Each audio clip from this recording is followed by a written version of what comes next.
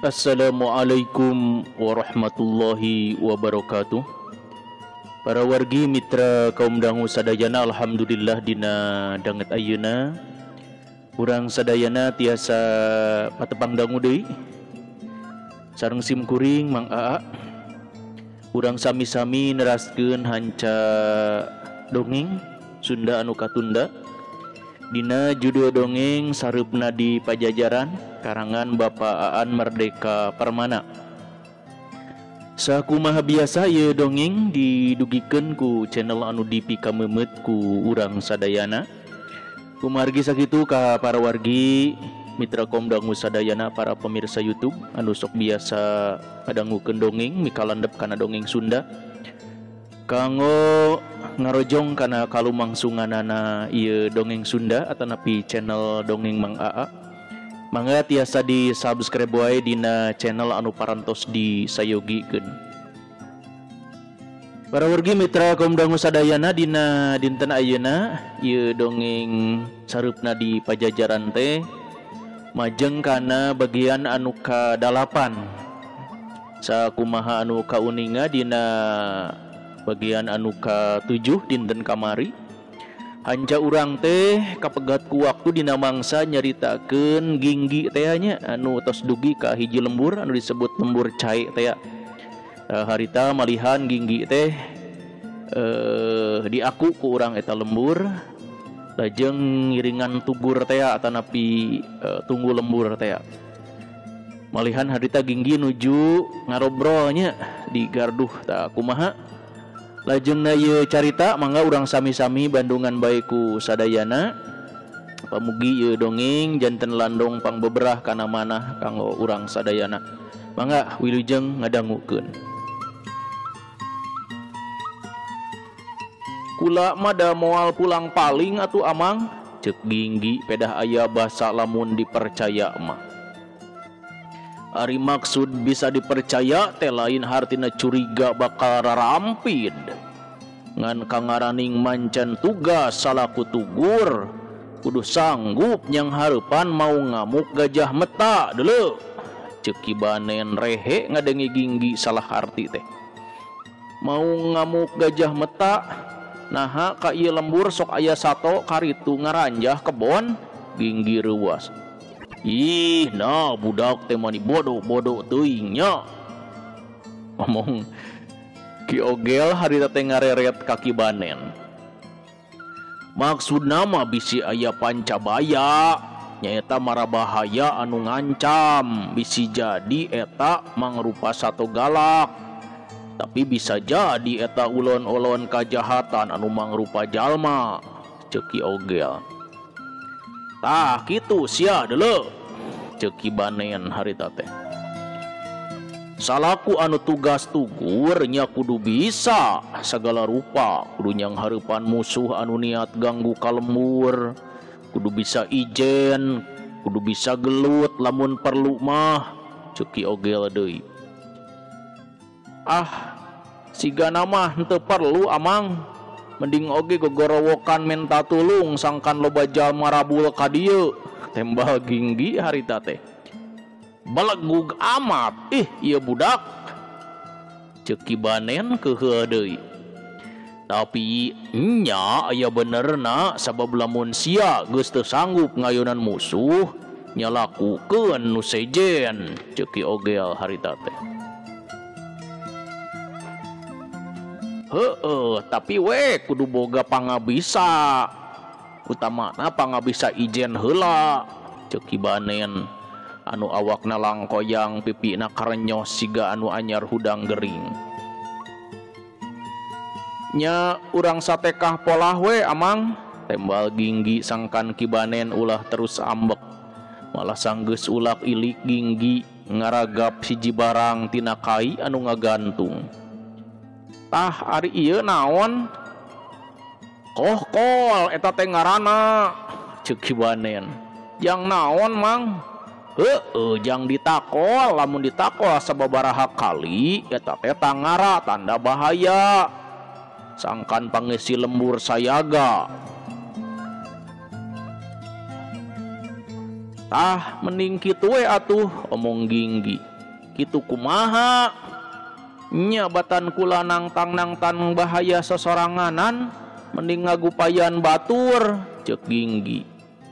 Lieur ngabandungan omongan budak bodoh kieu mah, ceuk Kibanen ngabalieur.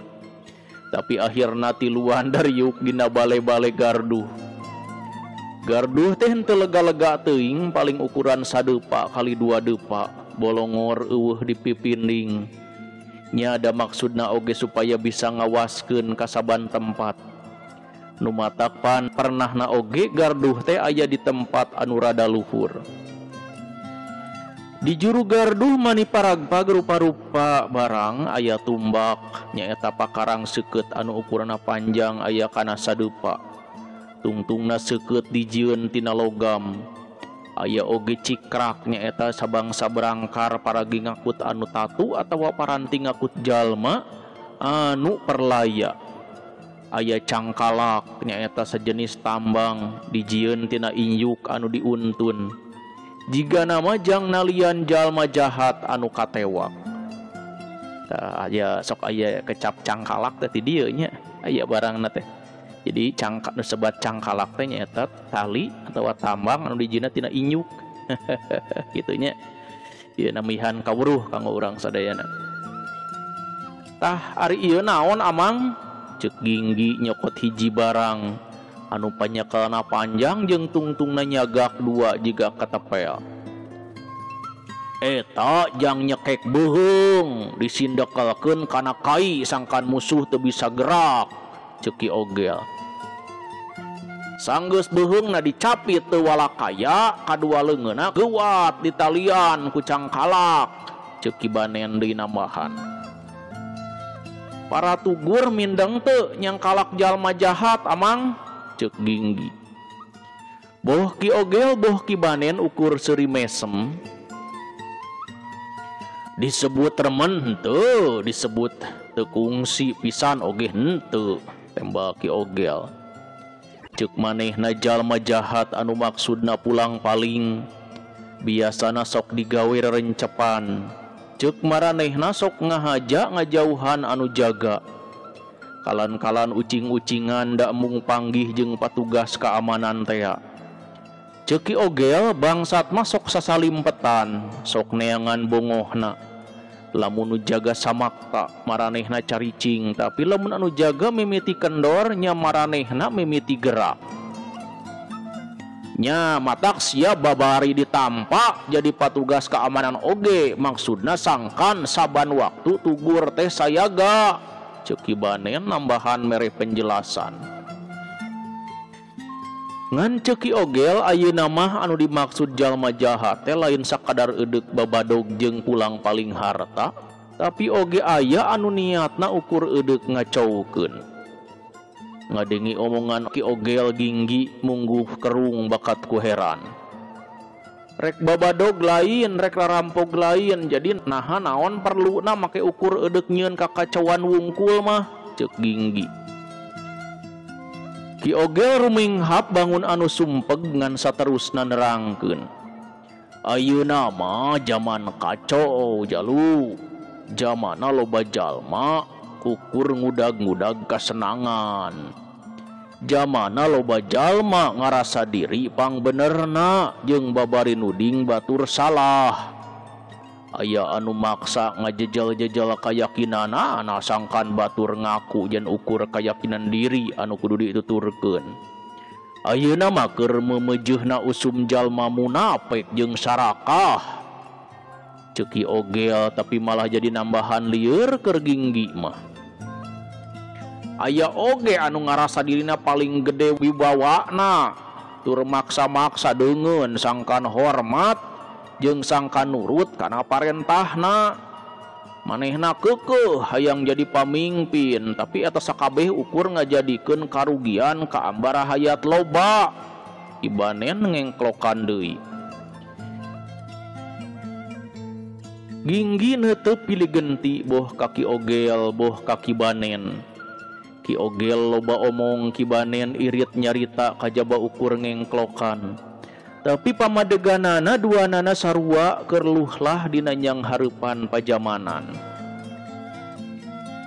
Nah bener kitunya hirup zaman kiwari teh, cek Ginggi jiga anu ukur nyarita kadirina. Ayeuna giliran ki ogel jeung ki banen anu neuteub heran ka Ginggi. Aneh sia mah jalu, manituna kanyaho pisan euy. Ongkos sia teh ngaku tukang ngumbara tapi teu apal kana pajamanan, ceuk ki ogel. Ayeuna teh zamana jalma baroga beda pamanggih jalu. Saprak hadir agama anyar, ngadadak loba jalma bareda pamanggih. Jalma jadi paloba-loba ngasongkeun bebeneran ceuk agamana sewang-sewangan. Lain sakali dua kali kajadian golongan anu kitu, ngarurug golongan anu ieu, ceuk ki ogel deui. Aya sabubuhan jalma anu ngasongkeun ageman anyar, tur sabalikna aya sabubuhan jalma anu mertahankeun ageman heubeul. Atuh balukarna jalma nu balilu teu nyahona naon kababawa riweuh, kababawa rebutan bebeneran. Aya budak ngalawan kolotna, aya dulur saindung sabapa jadi patarenggang. Nyaku sabab aya na patelak paham dina kayakinan. Kayakinan anyar ngageunggeureurkeun kayakinan anu heubeul, jeung anu heubeul mung digeunggeureurkeun. Ceuk ki banen nambahan.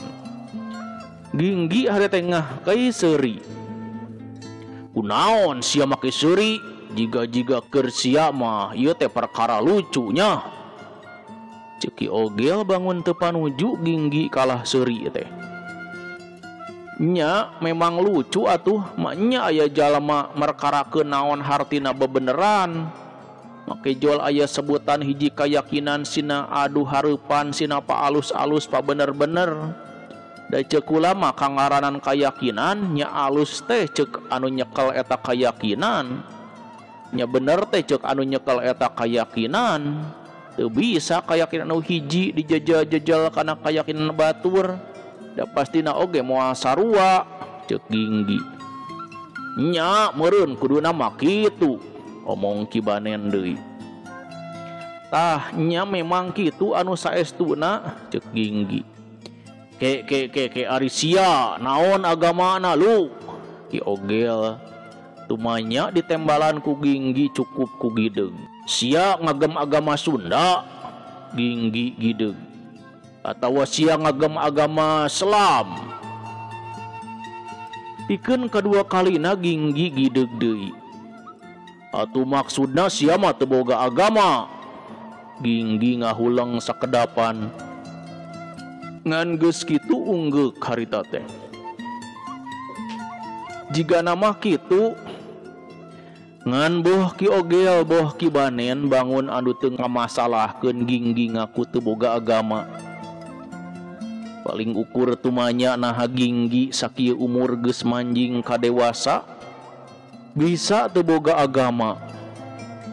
Ginggi henteu nembalan secara langsung, tapi manehna jadi inget kana caritaan Ki Darma anu jadi guruna sawatara waktu ka tukang.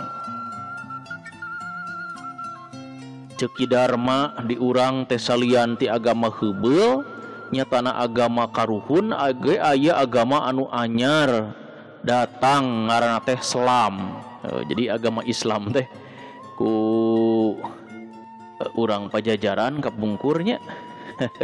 Pas agama Islam datang sumebar disebatna teh agama Islam.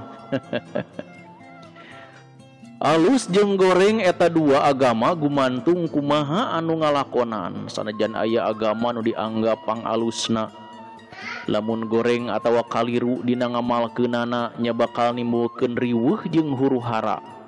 Kitu cenah sababna Ki Dharma ukur ngadidik dina ilmu kamanusaan wungkul. Saluwihna mere pangaweruh kanuragan. Soal ginggi engke edek milih agama heubeul atawa edek milih agama anyar eta gumantung ka ginggi. Soal engkena edek milih nu itu edek milih nu ieu pek teh teuing kumaha maneh.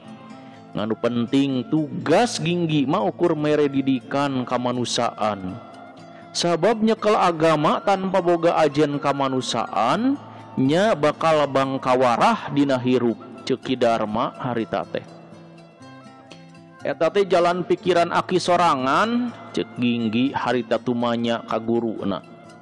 Ah lain aing ge nurutan batur, tembal Ki Dharma bari cacarita kajadian mangsa lawas. Ceuk Ki Dharma kacaritakeun dina zaman harita Sri Baduga Maharaja umurna kakara 12 tahun. Diurusna leuwih loba ku anu jadi akina nyatana Prabu Nilawastu Kancana. Batan deukeut jeung bapana harita cenah Prabu Nilawastu Kancana nyarita kieu ka incuna.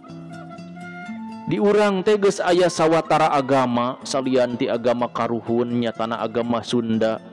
Oge aya agama Hindu, aya Buddha jeung aya anu anyar datang agama Selam katelahna.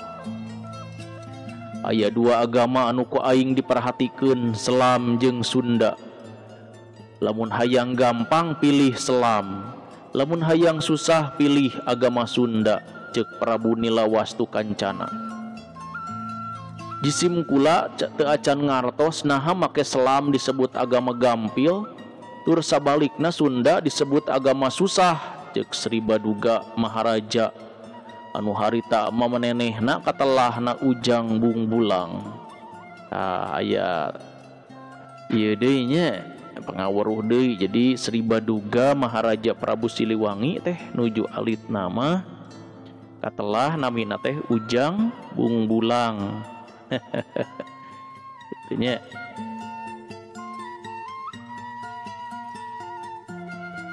Selam disebut agama gampang sabab geus puguh palanggeranana, geus ditangtukeun aturan-aturanana. Jadi lamun sia nuturkeun eta aturan anu geus katulis nya bakal gampang ngamalkeunana.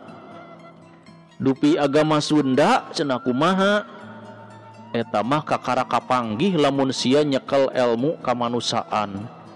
Hartina loba jeung saeutikna paelmuan dina agama Sunda gumantung kana gede jeung leutikna tingkat kamanusaan dina diri sia, ceuk Prabu Nilawastu Kancana. Jadi agama naon anu dipilih ku eyang Prabu Sri Baduga Maharaja teh aki? Ceuk ginggi harita teh panasaran. Engke oge ku sia kanyahoan nya dumasar kana ketak rengkak ingkang Prabu. Engke lamun ku aing dibejaan hayo sia tuturut munding hayang jiga Sri Baduga Maharaja, ceuk nu jadi guru na harita. Ginggi ukur ngahuleng. Jadi ayeuna teh kula can boga agama nya Ki? Nya acan. Pan ceuk aing ge eta mah kumaha sia teu milih agama naon jeung agama anu kumaha. Tugas aing mah ukur mere ilmu kamanusaan. Tah eta bekal sia dina engke milih agama naon anu deuk diagem teh, ceuk Ki Dharma. Nya atuh papadaning sia can boga agama oge peupeujeuh. Sia sing boga rasa kamanusaan we heula, ceuk Ki Banen bieu mah. Ari ceuk Amang naon ajian kamanusaan teh? Ceuk Ginggi neuteub seukeut ka Ki Banen jiga nu mentes kanyaho. Teu kudu nanya ka batur da dina diri sia sorangan ge geus nyampak. meureun ukur sadar jeung acana anu bisa nimukeun ajen kamanusaan mah. Contona kieu, mun sia teu karana sabab nyieun codeka jeung nganiaya sasama manusia, eta harita kamanusaan sia goreng.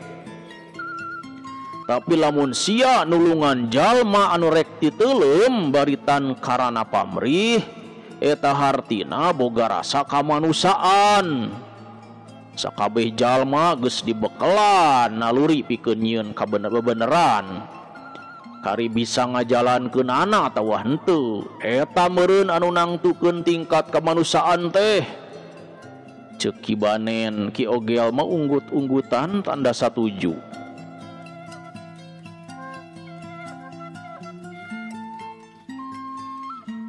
Tapi aing teu apal jalma model kumaha kolot sia anu teu mere ilmu agama ka sia, tur ngantep kumaha sia dina milih agama. Ceuk Ki Ogel deui. Ditanya kitu mah Ginggi teu bisa mere penjelasan, manehna susah pikeun nerangkeun saha ari kolotna. Kolotna nu asli manehna teu apal. Daki Dharma mah lain kolotna tapi teu bosen mere papagah hartina hirup. Ngan lamun ngaku dididik ku Ki Dharma engke risi aya pananya anu manjang, meureun bakal tumanya saha ari Ki Dharma. Ngan untungna boh Ki Ogel boh Ki Banen teu haben tetelepek ka palebah dinya. Nu penting mah kudu bisa ngajaga kahormatan, boh kahormatan sorangan, boh kahormatan batur, ngajaga wibawa raja jeung karajaan oge kacida eta teh perluna. Ceuk Ki Banen. Tah mun kitu mah beres atuh masalah teh. Tapi naha amang duaan tadi bangun anu baringung yang hareupan kaayaan. Ceuk Ginggi. Ditanya sarupa kitu boh Ki Ogel boh Ki Banen geus rumenghap deui bae.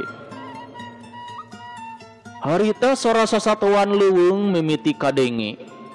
Sora jangkrik kadenge matak gandeng, aya oge ti jauhna sora bebence jeung koreak. Aya manuk lok-lok, aya manuk bungaok, pokona mah rupa-rupa we jiga anu milu ngobrol. Boa mun kaharti imam maranehna oge keur papada ngasongkeun pamanggih soal kaayaan hirup kiwari. Pan tadi aing geus nyarita yen ayeuna teh zamana jalma rebutan pangaruh. Pan ayeuna di bumi Sunda pawajajaran geus henteu sorangan. Itu di wetan aya Karajaan Cirebon, itu di kulon aya Kasultanan Banten. Eta dua karajaan anyar anu baretona kaereh ka pajajaran teh nyangking agama anyar anu katelahna agama Islam teh. Marena keur memujeunna sarumanget ngawanohkeun jeung mangaruhan wilayah pajajaran sangkan parindah agama. Ceuk Ki Ogel. Geus kitu Ki Ogel nerangkeun deui yen pangaruh agama anyar memang beuki nerekab ngalegaan. Karajaan Talaga rakyatna geus parindah agama, pon kitu deui Karajaan Sindang Kasih, Karajaan Raja Galuh, Karajaan Palimanan jeung Karajaan Sumedang Larang. Sanajan di sabagian rakyat jeung para pangagung nama masih keneh aya anu satia. Tapi da satia jeung satuhuna ka pajajaran teh lolobana mah ukur ku cara rencepan. Ceuk Ki Ogel.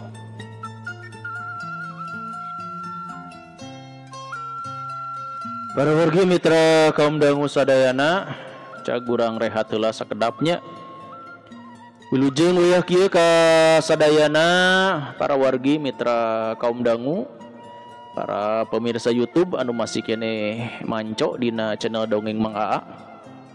Pamugi dina dangat ayeuna sadayana anu ngadarangukeun dongeng nuju aya dina kaayaan sehat wal afiat, nuju aya dina ginanjar ka wilujengan. Amin ya Allah ya rabbal alamin.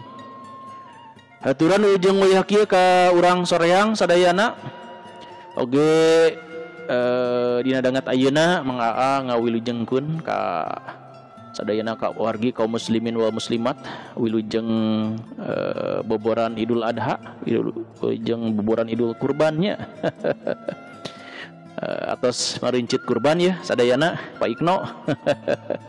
Ka urang Banten, ka urang Serang, urang Pandeglang, ka urang Jakarta, urang Tangerang sadayana teh khotimah kumaha atos kurbanna teu acan. Oge ka urang Bekasi ya kumaha daramang, ka urang Tambun. Lajeng ka urang Karawang ka Mamah Andri sareng Mamah Gina rupina nuju nyarate ya Mamah Andri. Lajeng ka urang Bogornya haturan, ka urang Depok, ka urang Sukabumi, ka Pak Dede Riswandi, oge ka Teh Mutia Wangsih ya haturan, oge ka urang Palabuhan Ratu sadayana urang Ciletuh ya wilujeng ngadangukeun dongeng, ka urang Cianjur oge sami wilujeng ngadangukeun. Lajeng ka urang Sumedangnya haturan ka Pak Tajudin Pijit ya wilujeng manco bae. Oge ka urang Kabupaten Bandung Barat ti Kawit Cipongkor, Cililin, Gunung Halu sadayana ka Teh Deti wilujeng boboran Idul Adha ka sadayana apunten lahir tu mekaning batin ti manggaa sapara kanca panginten dina dangat ayeuna. Lajeng ka urang Bandungnya Kabupaten Bandung sareng Kota Bandung ya ka urang Buah Batu. Urang Bojong Soang, ka Panana Samsudin sareng ka Teh Hentin Kartini aturan wilujeng ngadangukeun bae, ka urang Dayeuh Kolot, urang Soreang, urang Katapang, sadayana we nu aya di Kabupaten Bandung, Majalaya, Ibun, Paseh, Colokan Jeruk, Ranca Ekek. Lajeng ka urang Garut kumaha daramang, ka urang Garut, ka urang Leles, urang Kadungora ya sadayana Cikajang, ka Pameungpeuknya. Lajeng urang Tasik ka Ibu Dokter Yulinda Belia, ka urang Banjar, urang Ciamis, urang Pangandaran, dugi ka Majalengka nya Kuningan, kapali ditu ka Cirebon oge ka Indramayu. Wilujeng ngadangukeun bae ka sadayana. Atuh supados teu nyangkolong ting kana waktos mangga urang sami-sami bae teraskeun bae ieu dongengna. Mudah-mudahan sakali deui ieu dongeng janten landung pangbeberah manah kanggo urang sadayana.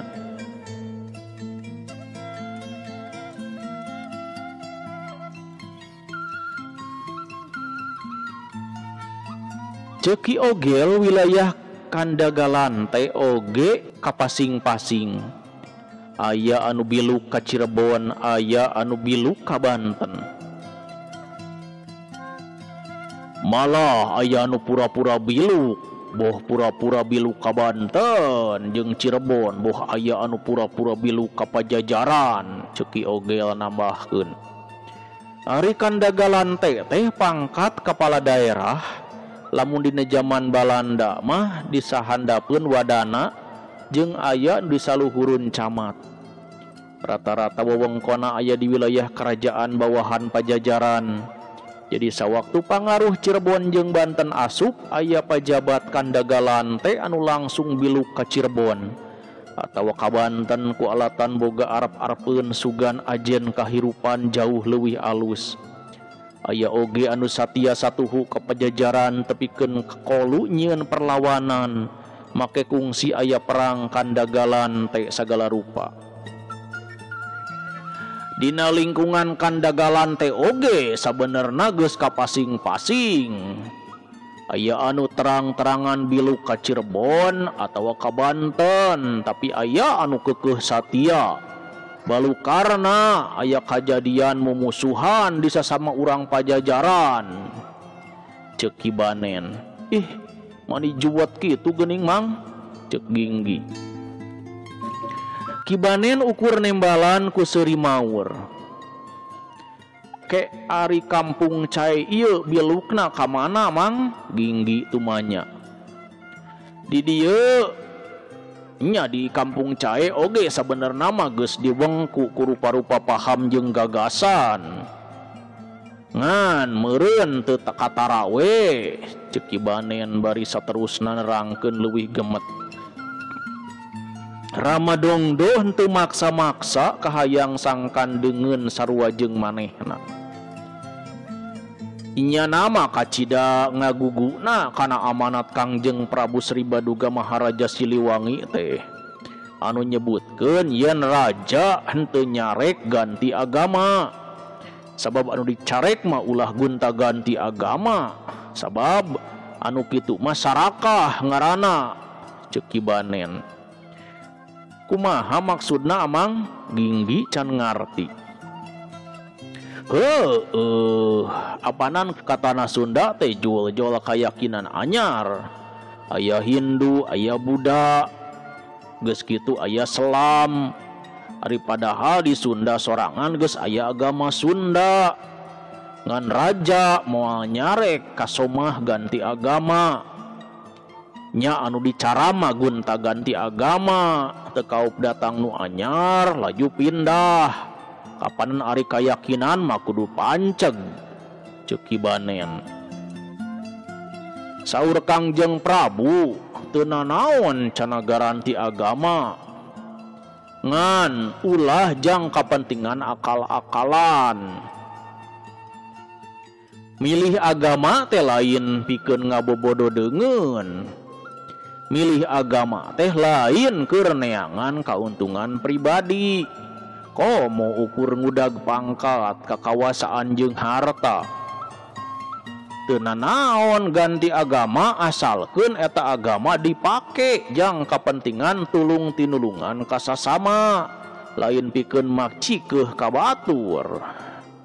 Kibanen masih nerangkeun, kapan enas-enasna agama majang kajamugaan lahir batin, mawa salamet dina enggoning milampah kahirupan karasana ku sorangan lain ku batur. Lamun geus panceg dina agama anu jadi keyakinan dirina, nya keur nanahawan atuh make kudu pindah agama Amang? Ginggi tumanya deui. Eta mah tumanyana kudu ka anu pindah agama, sabab bisa jadi manehna ngarasa hirupna teu tentrem dina agama heubeul, tur ngarasa tentrem lamun pindah kana agama anyar ceuk Kibanen.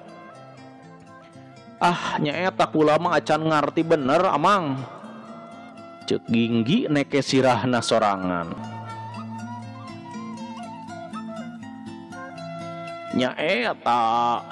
Eta mah kapanggihna kudu ku kapangalaman batin sorangan.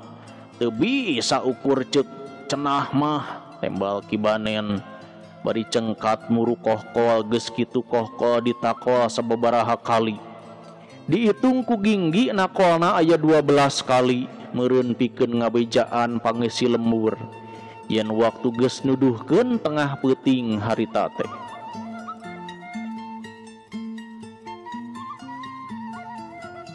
Di wewengkon dunya sejen mah hitungan jam teh geus aya. Sapoe sapeuting teh 24 jam, sabenerna di pajajaran oge geus aya. Nyaeta aya hitungan anu ngabagi perjalanan ponon poe jero sapoe sapeutingna. Ngan bae pedah teu disebut jam 1, jam 2, jam 3 jeung saterusna.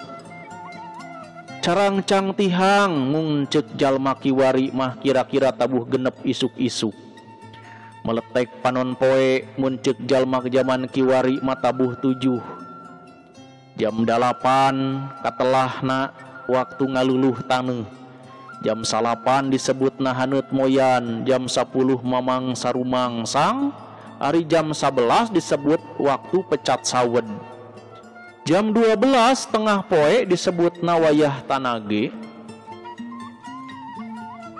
atawa manceran. Tabu hiji beurang katelahna wanci lingsir ngulon. Jam 2 kalangkang satangtung, jam 3 mengok, jam 4 tunggang gunung, jam 5 sore sariak layung, jam 6 sareupna, jam 7 peuting katelahna harieum beungeut. Jam 8 disebut sareureuk budak, jam 9 katelahna tumoke, tabuh 10 peuting sareureuk kolot, tabuh 11 mangsa indung kolot, jeung jam 12 peuting disebutna tengah peuting. Jam 1 peuting katelahna tumorek, jam 2 janari leutik, jam 3 janari gede, jam 4 mangsa kongkorongok hayam, jam 5 disebut mangsa balebat. Ieu pangaweruh ieu sae ieu. Jadi wanci-wanci anu dugi ka kiwari sok masih keneh disebat. Wanci carang cangtihang gitu cenah ayanya. Wanci harium beungeut aya eta tehnya. Aya ieu teh lengkapna dina buku puntennya dina buku pepernian urang Sunda. Lengkap didinya tiasa diaos. Tah ieu ulah dugi ka icalnya kedah diwariskeun ieu. Urang Sunda ka generasi Sunda salajengna. Sebutan jam can aya ngan arita ngarakoh-kol mah geus ngagunakeun itungan. Jadi cikeneh oge kibanenna kolokoh-kol teh 12 kali. Ngan ari ku masyarakat mah nyebutna mangsa tengah peuting lain jam 12. Ceuk kibanen tiap waktu kudu nabeuh kohkol sangkan pangeusi lembur nyaho di wayah. Komo keur mangsa bulan puasa mah ceuk kibanen. Puasa teh mangsana ngeureunaan dahar dina wayah beurangnya ceuk Ginggi. Sabab Ki Darma kungsi nyarita perkara eta teh. Ceuk kibanen baheula mah puasa di lembur cae teh salila 40 poe. Ngan saprak aya rakyat anu ngagem selam nya aya puasa agama selam salila 30 poe. Sakapeung waktuna misah, sakapeung bareng nya kumaha ngitungna jero sataun ceuk kibanen. Ceuk kibanen lamun waktu beda jauh jadi bakal aya bulan puasa anu beda. Ngan urang lembur mah utamana patugas tugur rek puasa agama Sunda, rek puasa agama Selam cenah. Tugur wajib ngabejaan waktu keur dahar wayah Janari atawa dahar wayah buka ceuk kibanen. Obrolan teh rengse sabab kibanen nitah sare ka Ginggi. Moal amang ulama hayang tetep milu tugur ceuk Ginggi.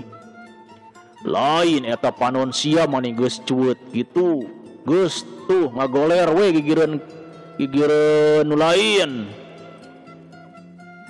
Ceuk Ki Ogel nuduhkeun awak kibanen anu tadi geus ngaringkuk. Nya da sabenerna mah Ginggi geus ngarasa tunduh. Ngan edeuk euleuh waktosna para wargi mitra Komdang sadayana parantos saeb. Ceuk urang tunda heula ieu dongeng sareupna di Pajajaran dina seri anu ka-8 dugi ka dieu heula. Insyaallah panginten dina seri anu salajengna ieu dongeng urang sami-sami teraskeun. Sakitu anu tiasa kapihatur dina danget ayeuna hapunten anu kasuhun wilujeng kantun. Wassalamualaikum warahmatullahi wabarakatuh.